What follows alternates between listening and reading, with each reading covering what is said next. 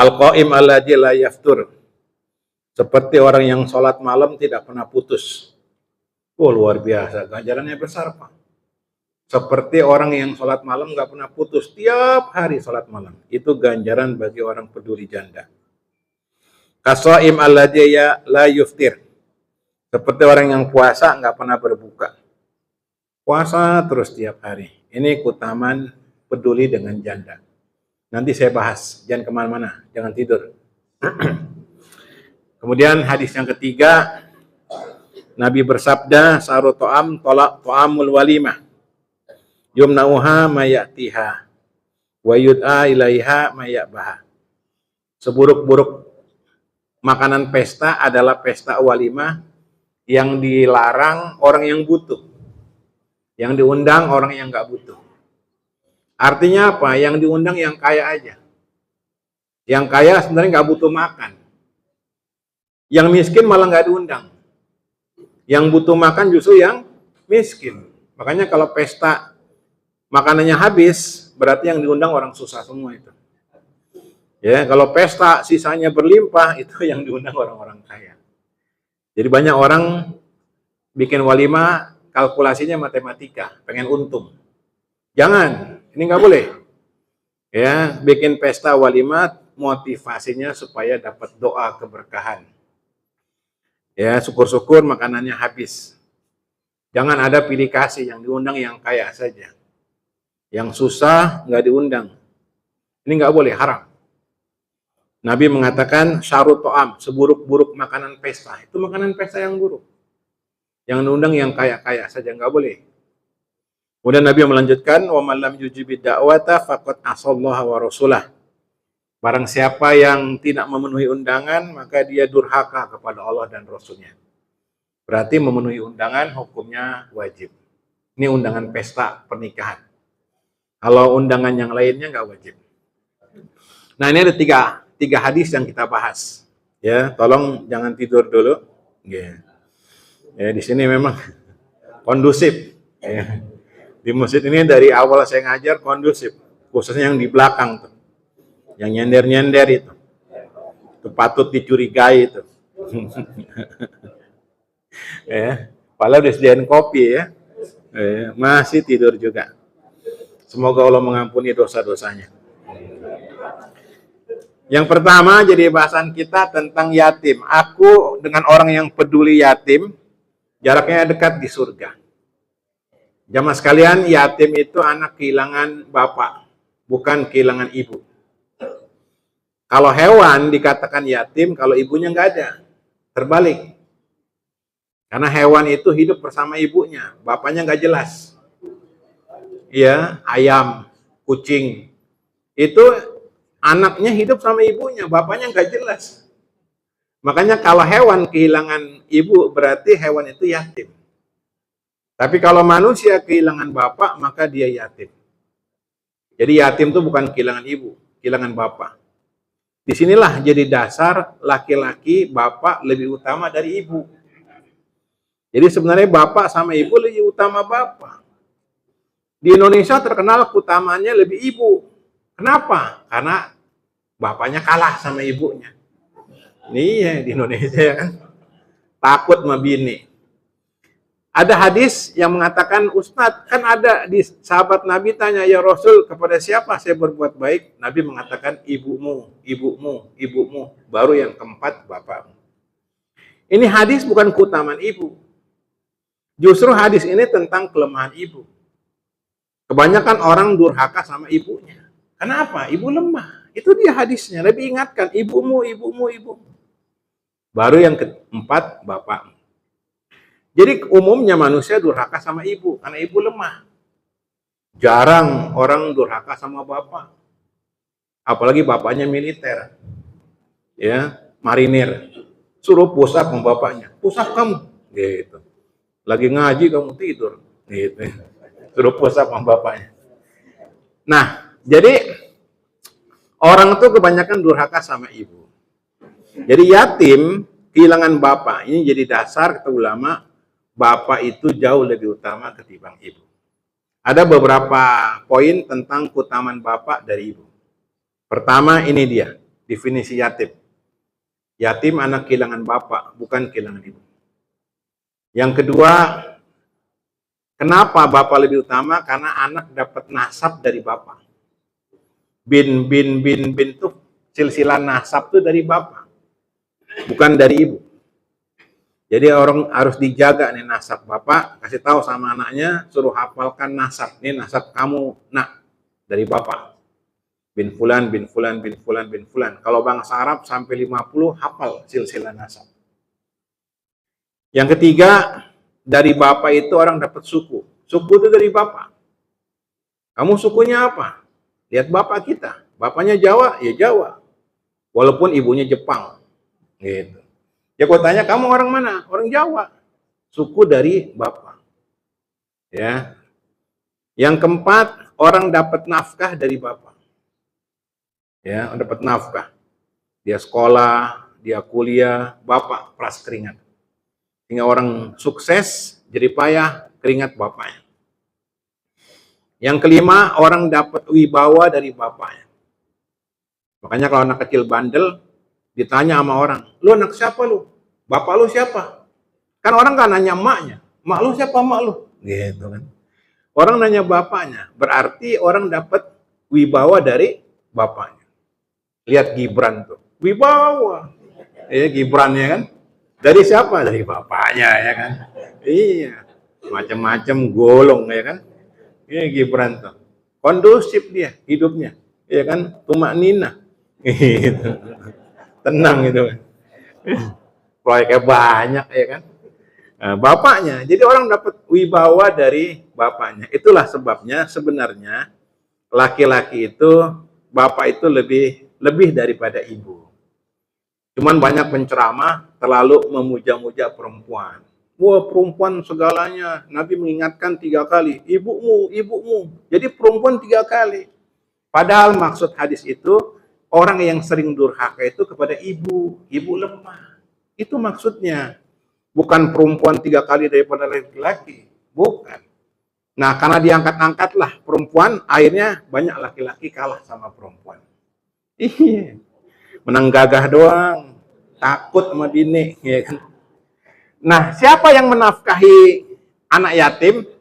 Yang pertama, dalam Islam yang menafkahi anak yatim, ibunya sendiri. Kalau ibunya mampu cari duit, biarkan perempuan itu mengasuh anaknya sendiri. Dan si ibu itu nanti dapat pahala dekat dengan Nabi di surga. Ini bagi ibu-ibu yang multi talenta. Dia bisa menafkahi anak-anaknya. Banyak janda-janda itu setelah suaminya wafat, dia tidak nikah lagi. Dia rawat anaknya dan sukses. Dan banyak para ulama lahir dari hebat dari bimbingan ibunya yang janda. Dia rawat anaknya itu sampai jadi orang sukses. Ya, semoga Allah merahmati bagi wanita-wanita yang seperti ini. Yang kedua, yang menafkahi yatim adalah pamannya. Paman dari pihak bapaknya yang meninggal. Jadi kalau kita punya paman, kalau kita punya keponakan, kita punya adik laki-laki meninggal, maka keponakan itu jadi anak kita. Jadi anak itu harus tahu siapa pamannya dari pihak bapak. Pengganti bapak adalah paman. Kata Nabi, al-ammu silu abi. Paman itu pengganti bapak. Hari ini paman-paman itu lari dari tanggung jawab. Punya keponakan yatim nggak peduli. Padahal itu tanggung jawab dia. Jadi kalau keluarga ini paham tentang hukum keluarga, nggak ada anak telantar. Banyak paman-paman tuh egois. Dianggap, ini kan bukan anak saya. Padahal posisi keponakan itu sama dengan anak. Jadi yang wajib menafkahi yatim adalah paman dari pihak bapaknya. Kalau dari papanya nggak ada, baru dari pihak ibunya. Yang ketiga, yang menafkahi yatim adalah bapak tirinya. Kalau si ibu nikah lagi dengan suami yang kedua, maka bapak tiri menjadi wajib menafkahi anak yatim itu yang dibawa asuhannya. Jadi kalau seorang mendapati menikahi janda, ya jaksa, janda anak satu, gitu ya kan. menikahi jaksa, janda anak satu, maka anak tirinya itu wajib dia nafkahi. Sebagaimana Nabi menikahi Ummu Salamah, anaknya 4, maka Nabi menafkahi anaknya Ummu Salamah. Ketika Nabi lamar Ummu Salamah bilang, ya Rasul, saya anaknya banyak. Kata Nabi, anak kamu nanti jadi anak saya. Wih, luar biasa. Gitu cara deketin janda. Gitu. Yang keempat, yang menafkahi yatim adalah negara. Ini bapak-bapak, kalau besok jadi lurah, ya mudah-mudahan saya doain yang nyender-nyender itu jadi lurah, ya, jadi camat, jadi wali kota, jadi pemimpin, jangan lupa sama anak yatim. Jangan sampai anak yatim terlantar, mau ke rumah sakit ditolak, mau ke sekolah, mau masuk sekolah ditolak. Kalau yang daftarin itu camatnya, yang daftarin itu wali kota, maka ini merupakan perintah dari agama. Gak berani nolak itu. Berani nolak anak yatim masuk sekolah, saya tutup sekolahnya. Karena dia lurah, karena dia camat. Gitu. Ya, belum lama saya lihat video seorang gubernur di DKI mengundang 1.000 yatim. Ya, 1.000 yatim masuk Ancol gratis. Wah, itu luar biasa ini gubernur. Saya nggak sebut namanya karena terlanjur kalah. Gitu. Tapi berjasa orang itu, luar biasa, mengharukan. Dia undang 1.000 yatim untuk dibahagiakan di Ancol, Taman Impian Jaya Ancol itu. Nah, ini begitu harusnya pemimpin peduli dengan yatim. Kemudian yang kelima, yang peduli yatim kita kaum muslimin. Jadi bapak-bapak, kalau kemarin ada THR atau ada kelebihan harta, sayanglah sama anak-anak yatim. Karena kehilangan bapak itu kehilangan segalanya. Kehilangan bapak itu kehilangan segalanya. Jadi banyak anak-anak yatim itu kehilangan peran ayah dalam hidupnya. Gak punya uang buat jajan, gak ada yang ngasih contoh, gak ada yang ngajak ke masjid. Kesian yatim-yatim itu. Jadi kalau bapak peduli yatim, ini nanti ganjarannya besar, dia akan bersama Rasul, dekat jaraknya di surga. Kemudian bahasan yang kedua tentang janda. Kita pun diperintah peduli dengan janda. Kenapa perempuan jadi janda? Pertama, kehilangan suami. Ya, sebab pertama suaminya meninggal. Jadi janda. Kalau suami hilang gimana Pak Ustadz? Kalau ada kasus suaminya hilang, itu ulama mengatakan jaraknya 5 tahun. Ya, zaman dulu kan nggak ada komunikasi. Tahu-tahu suaminya berangkat, pergi. Tahu-tahu nggak pulang-pulang.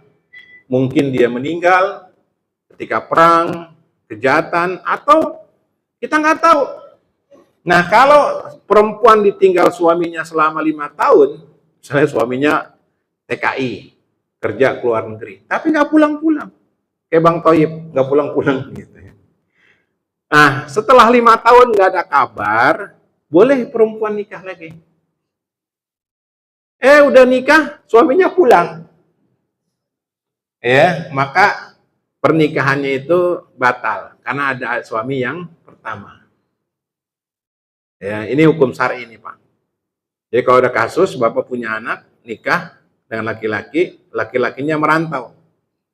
Tapi sudah sekian tahun kehilangan jejak. Istrinya nggak dinafkahi. Beda kalau dia pulang ditransfer, itu berarti suaminya ada. Ini nggak ada kabar. Dalam fikih Islam, sudah 5 tahun, perempuan boleh cari laki-laki lain. Kalau seandainya tahun ke-6 suaminya datang, maka pernikahannya itu yang pertama tadi, yang kedua itu batal. Kembali kepada suami yang pertama tadi. Salah suaminya, kenapa nggak pulang 5 tahun gitu, ya kan? Nah, yang kedua, perempuan jadi janda karena sebab bercerai. Ditalak oleh suaminya. Ya, walaupun dalam kondisi emosi, talak tetap sah. Saya ceraikan kamu sekarang juga. Titik. Jatuh talak. Ya, hati-hati nih mengucapkan kalimat talak. Tapi kalau kalimatnya itu, kamu nanti akan saya talak. Nggak jatuh. Karena nanti. Ya, Talak itu harus jelas. Kamu saya talak sekarang juga, itu jatuh talak. Tapi kalau nanti kamu saya akan talak. Belum jatuh kalau nanti. Gitu. Yang ketiga, kenapa perempuan jadi janda? Karena hulu. Perempuan yang minta digugat cerai. Ayo, kalau kamu jantan, ceraikan saya sekarang juga. Saya nggak redo, nggak suka punya laki-laki kalau ngaji tidur. Gitu. Iya, nggak gagah. Gitu. Laki-laki apa kamu? Nggak ngargain ustadz apa? Gitu. Umpamanya kan gitu. Ini umpamanya. Jadi perempuan gugat cerai, dan ini banyak. Sekarang ini 70% perceraian itu justru hulu, gugatan cerai. Ceraikan saya sekarang juga, saya nggak suka sama kamu. Kata suaminya, oke, siapa takut jatuh hulu. 1 bulan nggak rujuk, cerai, putus tuh Pak. Kalau talak itu 3 bulan, tapi kalau hulu 1 bulan. 1 bulan perempuan nggak minta rujuk, maka pisah rumah tangga. Biasanya perempuan nggak tahan tuh. Apalagi suaminya habis gajian ngipas-ngipas pakai duitnya kan. Oh iya. Habis menang nih dari KPU nih. Gitu. Ya kan? Menang banyak itu, ya kan? Itu 58% dari mana itu kan gitu. Bagi hasil udah ya kan? Langsung istrinya, ya kita rujuk aja dah. Lihat duit tertumpuk ya kan. Nah ini namanya hulu, gugatan perempuan. Jadi sekarang nih Pak, perceraian itu terjadi karena gugatan perempuan. Yang keempat, perempuan janda karena pernikahannya rusak. Pernikahannya batal. Ya, ternyata dia menikah melanggar syariat. Ya, masa idahnya belum habis, nikah. Ini nggak sah. Atau nikah dengan masih saudara sepersusuan.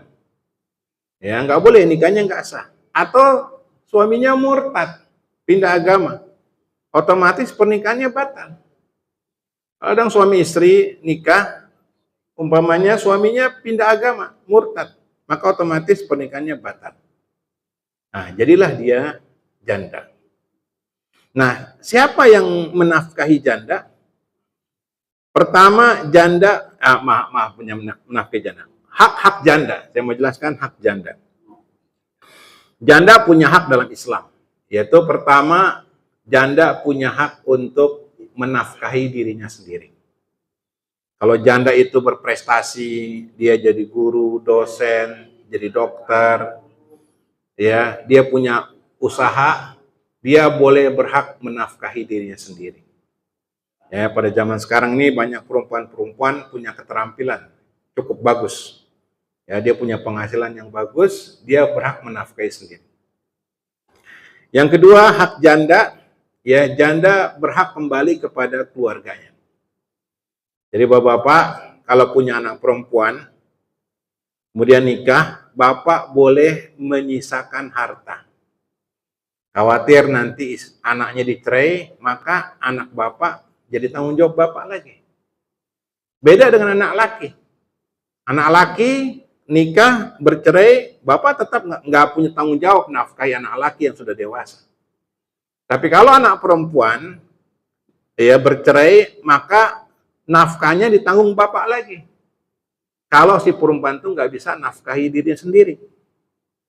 Ya, kalau bapaknya nggak mampu, ya kakaknya, adiknya yang laki, atau pamannya. Ini fikih keluarga, Pak.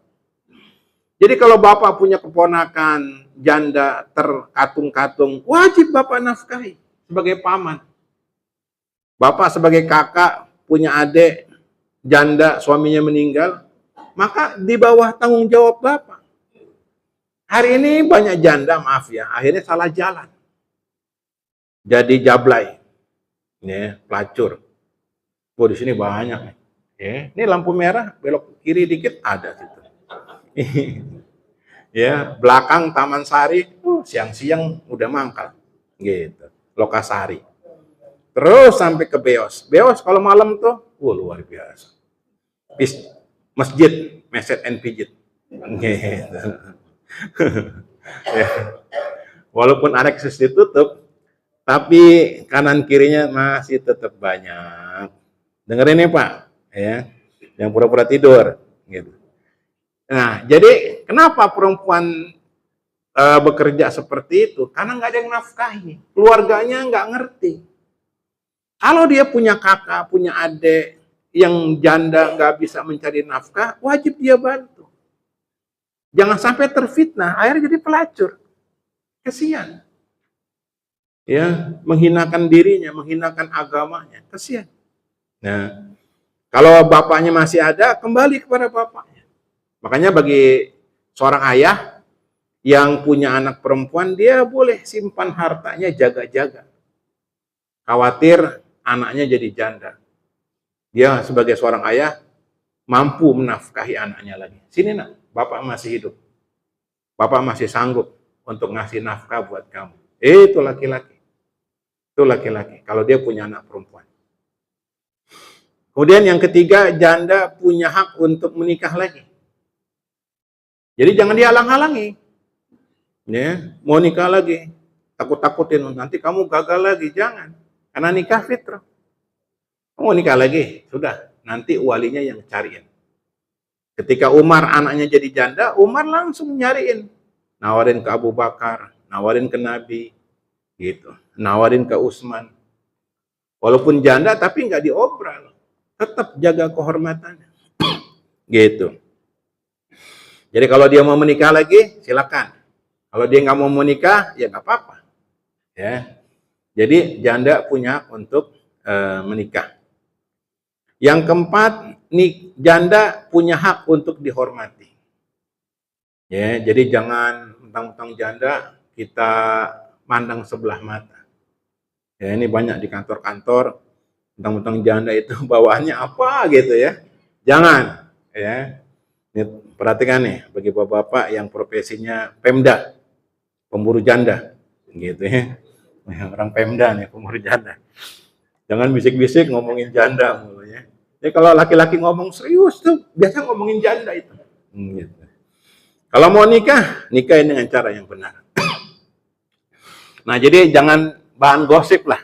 Dalam Islam janda tetap punya kehormatan yang kita harus jaga. Ya, saya pernah diboncengin naik motor oleh seorang jamaah di masjid. Tengah jalan ada perempuan pakai payung. Terus saya dikasih tahu, Pak Ustadz, itu yang lewat tadi itu janda. Saya bilang, emang kenapa kalau janda? Manas-manasin. Jadi janganlah kita merendahkan perempuan karena statusnya janda. Tetap mereka punya kehormatan. Nah ini, jadi kalau ada keluarga kita yang janda, kita rawat. Apalagi kalau posisinya dia sebagai bibi kita. Nggak ada yang nafkahi, ya sudah kita bantu. Tanggung jawab kita. Demikian kakak kita, adik kita, kalau dia janda, maka istri nggak boleh cemburu. Wah, duit kita berkurang dong. Jangan. Itu kewajiban suami kalau dia masih punya tanggungan kakaknya atau adiknya yang profesinya atau statusnya jadi seorang janda. Ini penting sekali. Ya, jangan sampai perempuan-perempuan itu terlantar karena statusnya sebagai janda.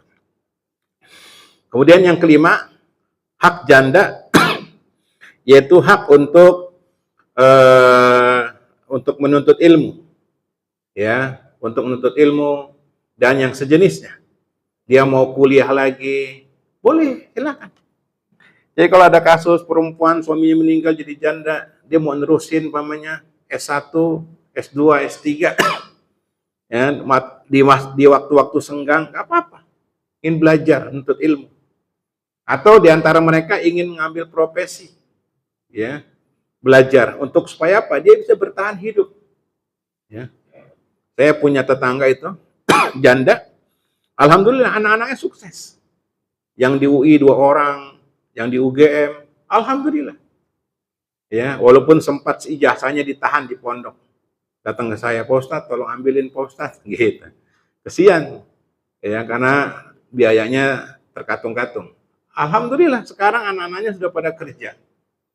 Dan dia bahagia dinafkahi oleh anak-anaknya. Cuman kesalahan banyak janda itu adalah serakahin harta warisan suaminya. Ini kesalahan janda. Janda itu kesalahannya ini diantara ini nomor satu adalah menguasai warisan. Harusnya seorang janda begitu anak-anaknya udah dewasa, warisan suaminya dibagi. Nina, jatah warisan dari bapak kamu. Ya, si janda dapat 1/8. Ya, sisanya anak-anaknya. Kasih. Rata-rata para janda itu menguasai harta suaminya. Terus nggak dibagi-bagi. Salah. Bagi anaknya. Jatah masing-masing. Nanti kalau anak-anaknya bilang, udahlah Bu, jatah kami buat ibu saja. Bikin notaris. Jadi warisan sudah dibagi dan jatah warisannya dihibahkan kepada ibunya. Supaya nanti cucunya nggak nuntut. Ini banyak anak pertama, anak-anak generasi pertama nggak nuntut, yang nuntut cucunya. Nah, ini timbul kisruh dalam rumah tangga seperti itu. Jadi banyak janda-janda tanpa disadari dia serakah menguasai harta sang suami. Kemudian hukum yang ketiga masalah walimah, ya, pesta. Nabi di hadis mengingatkan seburuk-buruk makanan walimah adalah yang diundang khusus orang kaya, yang susah, yang butuh nggak diundang. Barang siapa yang diundang nggak datang, dia durhaka kepada Allah dan Rasulnya. Undangan pesta, bikin pesta pernikahan hukumnya sunnah muakkadah. Kalau punya duit, bikin. Nggak punya duit, ya udah nggak dosa. Ya. Atau bikin semampu kita. Ya. Jangan terlalu mewah lah. Kadang bikin pesta pernikahan sampai ratusan juta, habis pesta ngontrak. Mendingan uang pestanya buat beli rumah. Nikah mah sederhana aja. Yang penting barokah. Kadang orang prestis. Nah, kalau undangan itu, undangan khusus pernikahan wajib. Undangan nikah wajib. Nggak datang durhaka sama Allah dan Rasulnya. Kalau selain nikah, maka hukumnya nggak wajib. Ya, undangan akikah, undangan hitanan, undangan halal bihalal keluarga, itu nggak wajib. Pesta undangan yang wajib adalah pesta undangan pernikahan. Ini wajib. Ya. Kecuali kalau ada uzur, kejauhan. Ya bikin pestanya kejauhan atau double, kadang ada kasus double. Ustadz, kalau datang pas nikahnya boleh gak? Kalau di Indonesia umumnya nikah disebarin. Kalau di Timur Tengah nikah itu rahasia keluarga. Kalau dicantumkan nikahnya pagi jam 8 di masjid yang sama, di gedung yang sama, nggak apa-apa. Karena pestanya kita nggak bisa double, ya Pak ya, kan suka banyak tuh undangan double, nggak apa-apa. Tapi kalau bangsa Arab, undangan akad nikah kadang nggak mau dihadiri, karena ada yang sifatnya rahasia. Gitu. Di Indonesia itu contohnya mahar. Kalau di Indonesia mahar tuh disebutin dengan mahar seperangkat alat sholat. Oh, orang susah. Gitu. Gitu. Kalau dalam Islam sebenarnya mahar itu nggak perlu disebutin. Mahar itu rahasia. Gitu. Mahar itu rahasia antara suami dengan istri. Karena itu adalah identitas kita. Ya. Maharnya apa, Jeng? Ibunya nanya. iPhone, Bu, iPhone 15 Pro Max gitu. Ya kan? Yang keren ya. Ya. Kalau yang susah, maharnya seperangkat alat sholat. Itu orang susah dah kalau mahar kayak gitu, ya. Untuk bagus-bagusin kayak saya dulu kan seperangkat alat sholat, ya. Nah, kalau Arab, ya, itu dirahasiakan, ya. Yang penting ada ijab dan qabul. Kalau kita disebutin maharnya dengan mahar emas sebesar ban Vespa, wih orang kaya nih, keluarga Gibran nih. Gitu, ya kan? Emas sebesar ban Vespa, ya kan? Keluarga Gibran. Nah, Bapak-bapak perhatikan, pesta pernikahan itu hukumnya wajib. Dan kita, tamu undangan, perhatikan, hendaknya dalam pesta itu diterapkan nilai-nilai syar'i. Di masa Nabi, laki dengan perempuan waktunya beda. Laki-laki malam, perempuan pagi. Kalau sekarang ada istilah dipisah, dihijab. Itu syar'i, bagus. Tamu laki, tamu perempuan dipisah. Jadi bapak-bapak sekarang sudah populer, dipisah. Gak apa-apa, itu bagus. Ya. Yang kedua, kasih kursi. Jangan berdiri. Karena banyak hadis-hadis yang melarang makan berdiri. Ribet kita. Nggak makan, sayang enak-enak. Makan nggak ada kursi. Kasihlah. Jangan ikut-ikutin barat. Standing party. Kasih kursi. Gitu. Kemudian jangan ditutup-tutupin. Kalau undangan orang Arab, kita datang, itu makan bebas. Walaupun belum ada pengantin. Bebas. Karena tamu punya hak. Kita datang ke gedung, ditutup-tutupin. Plastikin. Belum boleh, Pak. Gitu. Kurang ajar. Padahal kita tamu. Salah kita memuliakan tamu. Tamu punya hak. Makanya kalau acara yang ngadain Timur Tengah, enak, Pak. Kita datang walaupun pengantinnya, akad nikahnya kita belum mulai, bebas. Makan duluan. Hak tamu. Jadi tamu ngeliatin terus. Ya kan? Ngumpet-ngumpet. Gitu. Padahal kalau kita mau makan, sah, halal. Buka aja tapi rame-rame. Gitu. Saya bukan ngajarin nggak bener ya, maksudnya kesian juga orang datang nungguin. Kadang acara sambutannya kelamaan. Jangan. Gitu. Emang kita ini terlalu diatur budaya yang nggak tepat. Ya Pak ya. Ya orang mau nyaksiin, syukur, nggak nyaksiin ya sudah. Gitu. Oh kalau Timur Tengah mah enak deh. Pulang bisa bungkus. Bungkus boleh gak Bang? Boleh Pak, tapi tunggu selesai. Ya, ada stand namanya Abu Nawas. Itu kalau beli di restorannya di Matraman, satu piring 200.000 Pak. Bos Timur Tengah. Boleh bungkus gak Bang? Kata penjaga konternya, boleh Pak, tapi tunggu selesai. Oke, saya tungguin. Tinggal setengah jam. Dapat 5 kotak. 1 juta. Pulang saya kasih satpam di kompleks saya, seneng. Jadi jamaah sekalian, ada di mana hak tamu. Tamu punya hak yang harus kita hormati. Ya diantara mencicipi jamuan. Kemudian yang terpenting di hadis ini, jangan kita mengundang hanya orang kaya saja. Kalau kita nggak mampu bikin pesta, ya sudah jangan ngarepin untung. Jadi di kampung nih banyak orang bikin pesta ngarepin untung. Bikin rendang tahu. Bukan rendang daging, ya tahu. Ya kan? Ayam ikan pakai garpu ya, dicuil-cuil gitu. Jangan, kalau kita nggak mampu, ya sudah jangan dipaksain.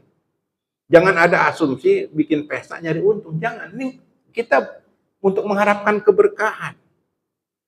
Dan kita disunahkan mendoakan pengantin. Supaya apa? Hidupnya berkah. Karena banyak orang nikah, hidupnya malah hancur. Itu penting. Mungkin di antara doa kita mustajab. Di antara doanya supaya berkah. Jangan doain biar banyak anak nih ya. Gak boleh, ini ucapan jahiliyah. Kalau kita mengucapkan pengantin ada kata-kata barokah. Barokallahu laka wa barokah alaika. Nah ini contoh. Jamaah sekalian, dalam pesta pernikahan, ini memang syiar agama. Bagus. Dan jangan dirusak dengan dangdutan. Di kampung-kampung itu, organ tunggal, akhirnya rata-rata rusuh ya Pak ya. Jangan. Di masa Nabi itu hanya gendang, duf. Gitu. Gak usah lah dipaksain pakai gitu-gituan. Orang juga nggak dengerin lagu-lagu gitu-gituan. Yang orang butuhkan tuh enak masakannya. Ya kan? Bisa bungkus lagi. Gitu. Ya, mudah-mudahan Bapak-bapak besok yang mau hajatan, semoga keluarganya diberkahi oleh Allah Subhanahu wa taala. Sampai sini, subhanakallahumma bihamdika, asyhadu an la ilaha illa anta astaghfiruka wa atubu ilaik. Assalamualaikum warahmatullahi wabarakatuh.